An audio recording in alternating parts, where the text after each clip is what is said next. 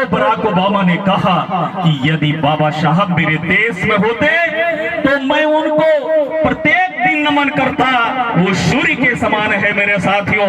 और वही Barack Obama ने कोलंबिया विश्वविद्यालय के मुख्य द्वार पे बाबा साहब की प्रतिमा लगा करके नीचे लिखवा दिया, द सिंबल ऑफ लॉलेस।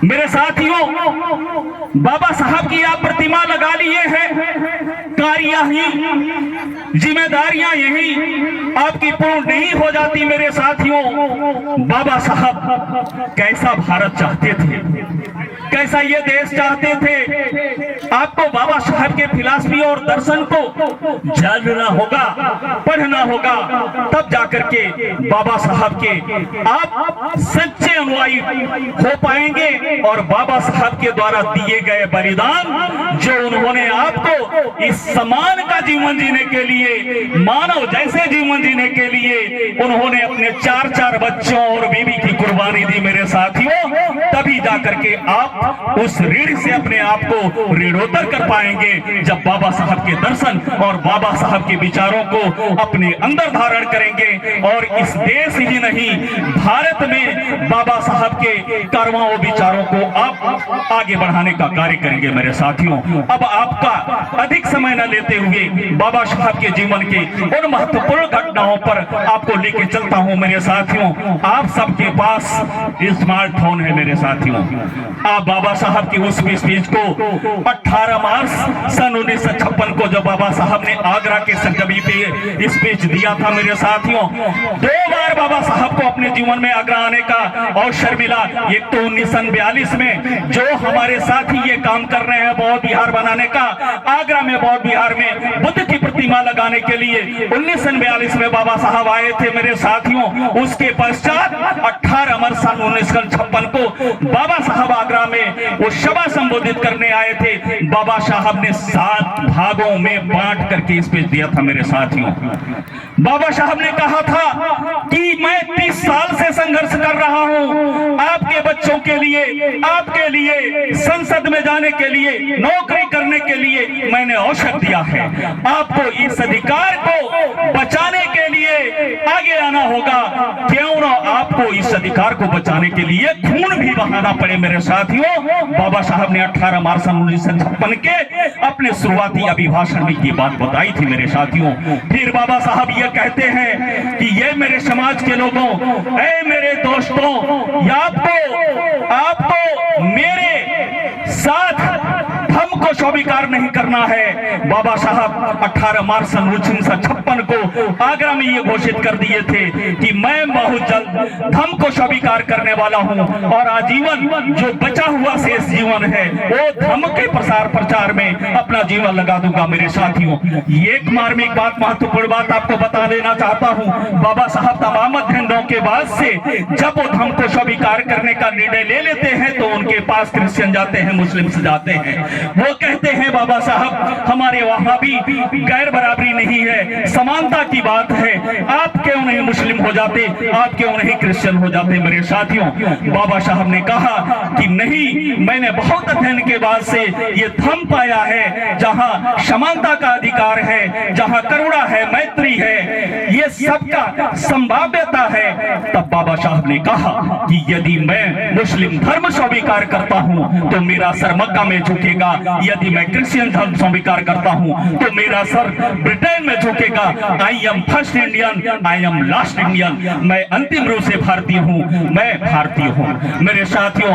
बाबा साहब ने आगरा के स्पीच में ही हम राजनेताओं को, अभी यहां से राजनेता चले गए, अपनी सुना के चले गए, क्योंकि हमारे सुनंद बौद्ध जी ने मंच का कमान इसलिए संभाला क्योंकि क्षमा चाहता हूं पूर्व के संचालक महोदय लोगों ने यदि किसी को आप मुख्य अतिथि बनाए हैं, विशिष्ट अतिथि बनाए हैं तो उनको इंतजार करना होता है, सभा की वो गरिमा होते हैं, शोभा होते हैं। आप लोगों ने थोड़ा सा सिस्टम इधर उधर कर दिया, इसलिए मेरे भाई को ये कमान संभालना चढ़ा। मेरे भाइयों, बाबा साहब ने कहा 18 मार्च सन 1956 के नेताओं को कोई अपने महल में बुलाता है तो तुम बेशक जाओ, महल में जाने की आजादी है, लेकिन अपने झोपड़ी में आग लगा के न जाओ। एक दिन वो महल वाला अपने महल से बाहर कर देगा तो कहां जाओगे मेरे साथियों।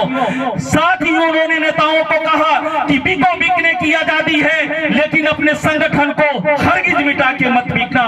फिर बाबा साहब ने हम छात्रों को ये मैसेज दिए कि ये मेरे देश के नौजवान साथियों, आप इस तरह की पढ़ाई करो, आप क्लर्क बनने की ना पढ़ाई करो। कुछ लोग पढ़ लिख तो लिए हैं और छोटे बड़े क्लर्क बन गए हैं, जो अपनी पेट तो भर सकते, अपने परिवार का सिर्फ विकास कर सकते हैं, लेकिन समाज का विकास नहीं कर सकते हैं मेरे साथियों। उसके साथ ही बाबा साहब ने कहा कि हमारे समाज के लोग जो पढ़ लिख करके नौकरी पा गए हैं और आगे गए हैं, उनको अपने कमाई का 20वां हिस्सा अर्थात 5% उस समाज के लिए देना होगा।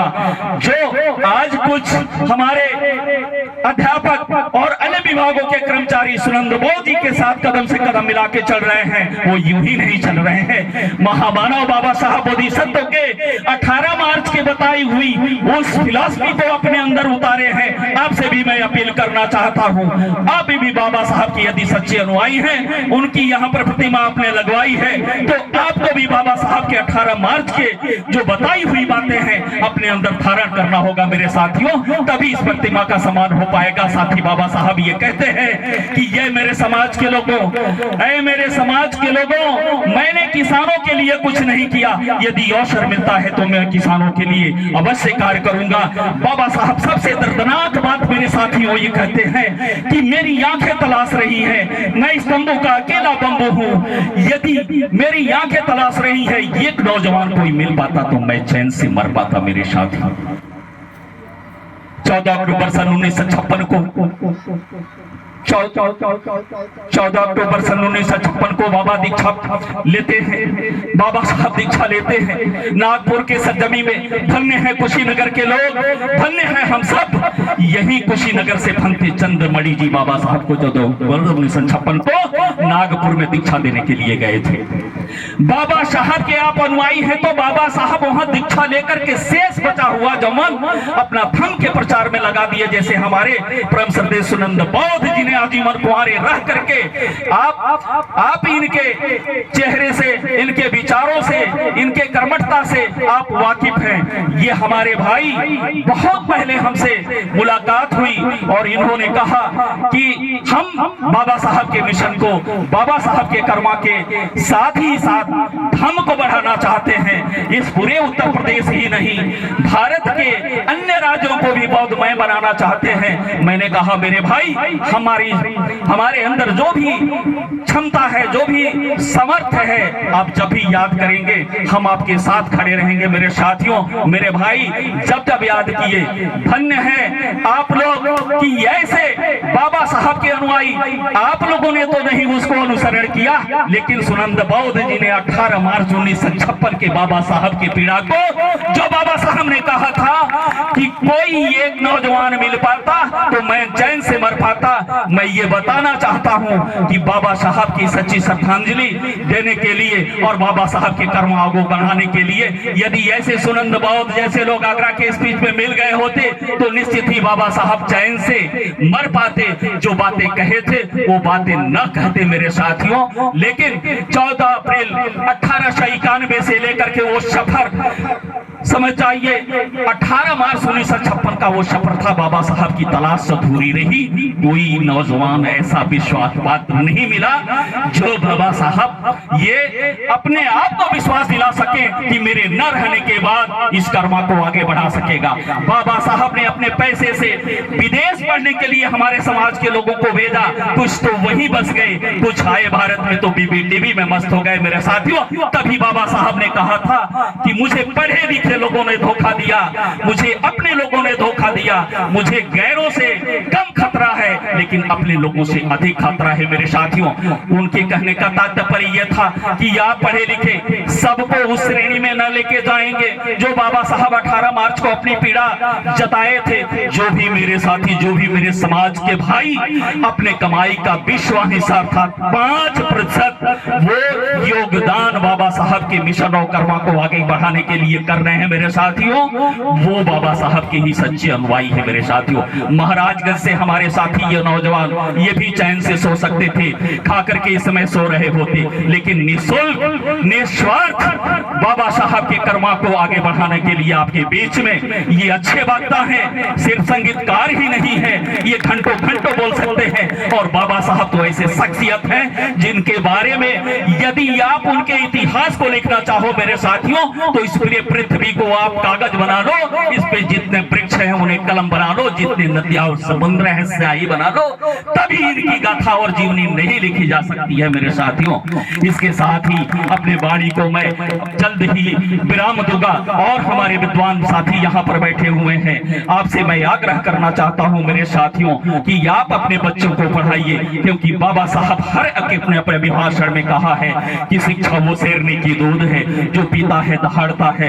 यदि बाबा साहब पढ़े लिखे न होते तो आपको अधिकार न देते मेरे साथियों। बाबा साहब 1932 में 16 अगस्त सन 1932 को आपके लिए ब्रिटेन जाते हैं। उस समय ये घटना घटित होती है।